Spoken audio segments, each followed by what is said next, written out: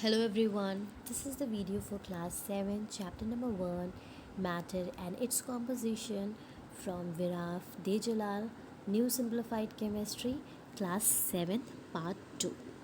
Alright students, तो part 1 में already upload कर चुकी हूँ। अगर आपने वो पार्ट नहीं देखा है तो आप प्लेलिस्ट में पार्ट 1 इसका देख सकते हैं, जिसमें मैंने इस चैप्टर का इंट्रोडक्शन मैटर के बारे में पढ़ाया था, जो डेफिनेशंस लिखी थी, classification, 3 states of matter, as well as जो मैटर की 4th state plasma new discover हुई है उसके बारे में आपको बताया था।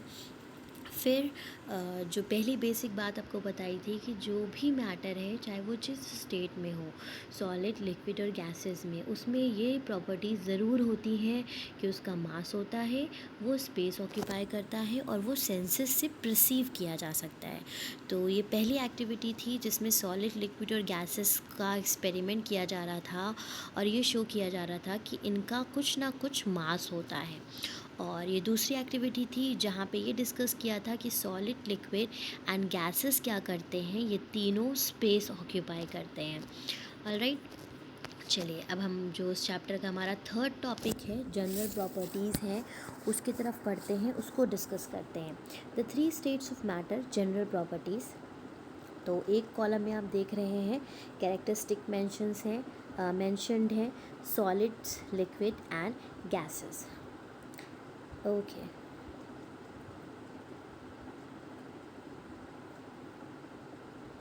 Just a second.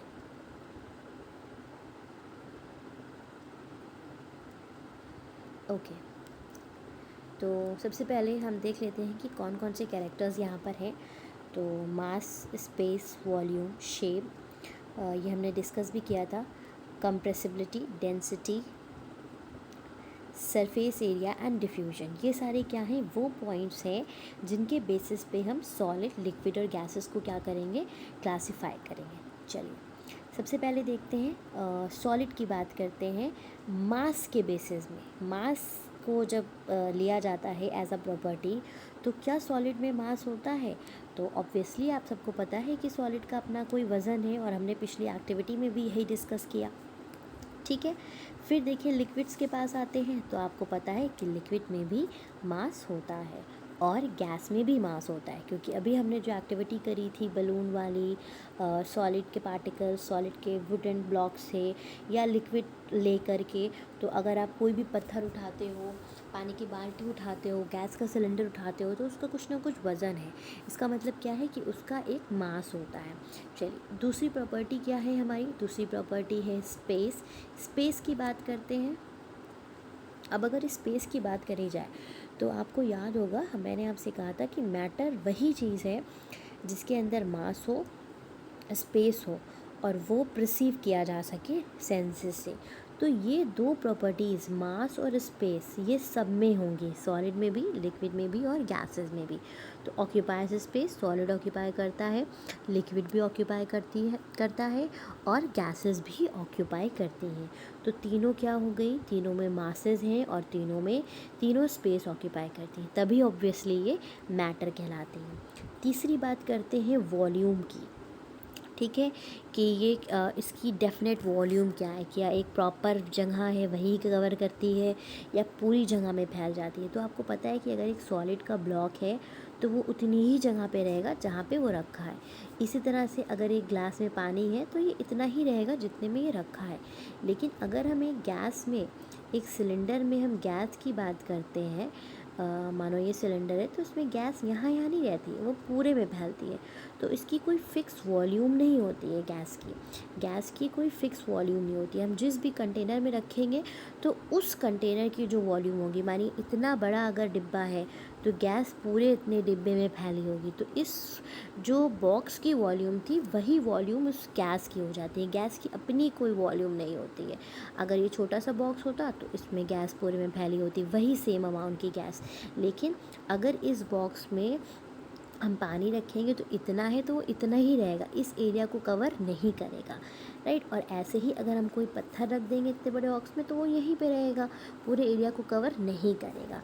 तो इसका मतलब ये होता है कि सॉलिड के पास अपनी डेफिनेट वॉल्यूम होती है, डेफिनेट उसकी वॉल्यूम होती है, लेकिन लिक्विड की भी डेफिनेट वॉल्यूम होती है, लेकिन गैसेस की डेफिनेट वॉल्यूम नहीं होती है। ठीक है, अब आते हैं शेप की बात। तो आपको पता है भाई सॉलिड का तो अपना शेप होता है, मोबाइल है तो स्क्वायर है, कोई पत्थर है तो उसका अपना शेप है, तो इसमें शेप होता है। लिक्विड में कोई शेप नहीं होता है, क्योंकि अगर जैसे गोल बर्तन में पानी रखा तो वैसा हो गया, ग्लास में रखा तो वैसा होगा, कोई डिज़ाइनदार ग्लास में रखा तो वैसा हो गया, बाल्टी में रखा तो वैसा हो गया। तो शेप बदलता रहता है डिपेंडिंग अपॉन द वेसल्स जिसमें हम वो लिक्विड रख रहे हैं।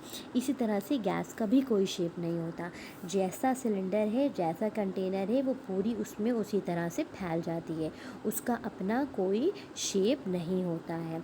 तो सॉलिड का शेप होता है, लिक्विड का शेप नहीं होता है, और गैसेस का भी शेप नहीं होता है। अब आगे बढ़ते हैं और कंप्रेसिबिलिटी जानते हैं।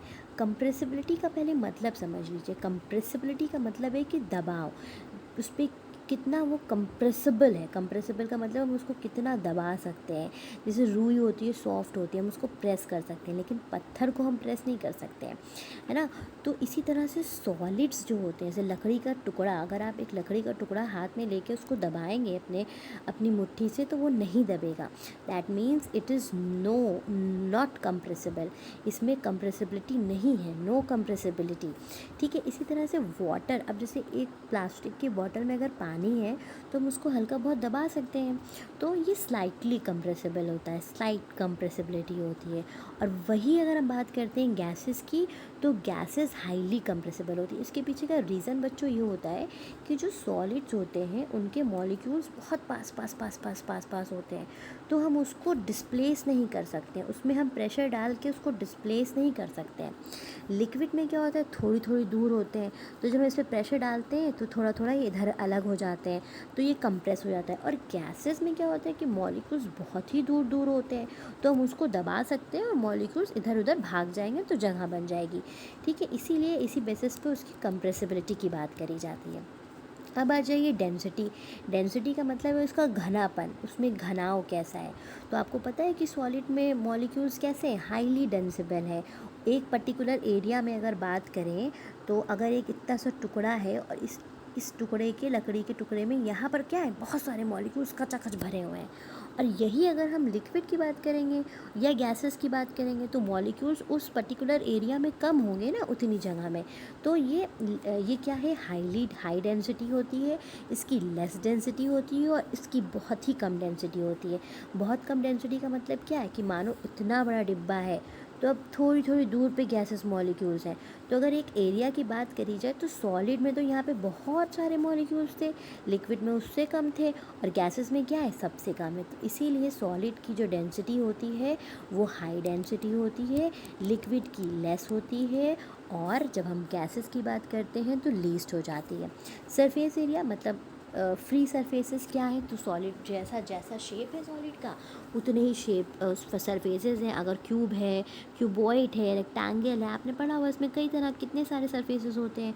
लेकिन वाटर में सिर्फ एक ही सरफेस होता है, मतलब बाल्टी में पानी रखा है तो इसका जो ऊपरी सरफेस है, बस इसका एक ही ये फ्री सरफेस है, और गैसेस में कोई भी सरफेस नहीं होता है। ठीक है, ये बात आपको याद रखनी है। फिर आ जाइए डिफ्यूजन। तो सॉलिड में कोई भी डिफ्यूजन नहीं होता। पत्थर क्या कहीं पे रखा होगा तो वो घुल के मिल के हवा में मिल जाएगा, नहीं, वो डिफ्यूज़ नहीं होगा। वाटर डिफ्यूजिबल होता है, मतलब अगर लिक्विड में हम कोई दूसरा कलर मिलाते हैं तो वो मिक्स होगा कि नहीं होगा, तो डिफ्यूजिबिलिटी है। और जो गैसेस हैं वो हाईली डिफ्यूजिबल होती है, मतलब वो बहुत तेज़ी से मिक्स होती है। अगर मैंने कमरे के एक कोने में परफ्यूम छिड़का तो वो पूरे कमरे में खुशबू फैल जाएगी। जैसे हम लोग रूम फ्रेशनर यूज़ करते हैं तो वो पूरे रूम को महका देता है। तो ये क्या है, हाईली डिफ्यूजिबल है, इसकी डिफ्यूजिबिलिटी क्या है, बहुत ज़्यादा हाई है, राइट। चलिए, उसके बाद बात करते हैं अरेंजमेंट्स ऑफ एटम। अब अभी जो हम लोगों ने ऊपर डिस्कस किया था अरेंजमेंट ऑफ एटम्स, कि उसके अंदर जो एटम्स हैं वो कैसे अरेंज्ड है। तो आप देखें यहाँ पे एक लकड़ी का टुकड़ा है, ये सॉलिड है। अब इसके अंदर जो छोटे छोटे सर्कल्स बने हैं ये एटम्स है। तो ये कितने सारे आपस में मिले हुए हैं कि बीच में जगह ही नहीं है। तो ये बहुत ही ज़्यादा क्लोजली पैक्ड होते हैं। जब हम लिक्विड की बात करते हैं, अब आप देखिए कि इतने बड़े राउंड वाटर फ्लास्क में सिर्फ 3 मॉलिक्यूल्स दिखाए गए, क्योंकि इसमें इसके कंपैरिजन से मॉलिक्यूल्स कम है, क्योंकि इसकी डेंसिटी क्या है, कम है। सॉलिड की डेंसिटी क्या होती है, सॉलिड की डेंसिटी हाई होती है इन कंपैरिजन विद लिक्विड, और इसकी और कम होती है। तो इसमें क्या है, आप देखिए बीच में ज़्यादा स्पेसेस है इसके कंपैरिजन में कि नहीं, तो ये उतने क्लोजली पैक नहीं होते। और यहाँ पे क्या होता है, गैसेस में फार अपार्ट, मतलब बहुत दूर दूर होते हैं मॉलिक्यूल्स एक दूसरे से, इसीलिए ये कंप्रेस हो जाते हैं, ये भी कंप्रेस हो जाता है और ये नहीं कंप्रेस होता है।